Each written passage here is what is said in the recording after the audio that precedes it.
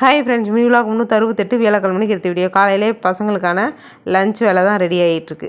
சாப்பாடு வடித்து தயிர் சாதம் கிளறிட்டேன். ஊர்லேருந்து கீரை பறித்து கொடுத்துட்டாங்க. கீரை கடைஞ்சாச்சு.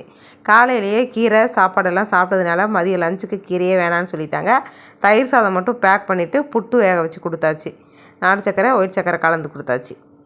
வியாழக்கிழமை கிருத்திகை, முருகருக்கு காலையிலேயே வெற்றிலை தீபம் போட்டு விளக்கேற்றி சாமி கும்பிட்டு பசங்களை கொண்டு போய் ஸ்கூலில் விட்டுட்டு வர வழியில் கோயிலுக்கும் போய் முருகரை தரிசனம் பண்ணிவிட்டு வந்தாச்சு. வந்ததுக்கப்புறம் தான் நான் வெயிட் செக் பண்ணி பார்த்தேன். வெயிட் பார்த்தா 75,900 இருந்தது. எப்பா சாமி போதும்டா, நேற்று அன்னாபிஷேகத்தில் சாம்பார் சாதம் சாப்பிட்டதுனால கூடிருமோ என்னமோ நினச்சேன், பயந்துகிட்டே இருந்தேன். ஆனால் 75,900 இருந்தது. 76க்குள்ளே போயிட்டால் தான் எனக்கு பயமாக இருக்கும். பரவாயில்ல. மளிகை ஜாமான் வாங்கிட்டு வந்தாங்க, அதை செக் பண்ணி எடுத்து வச்சுட்ருக்கேன். பிரேக்ஃபாஸ்ட்டுக்கு கருப்பு கோணி தோசை கத்திரிக்காய் குழம்பு வச்சு சாப்பிட்டாச்சு. மணி 10:20 ஆயிடுச்சு சாப்பிடும்போது.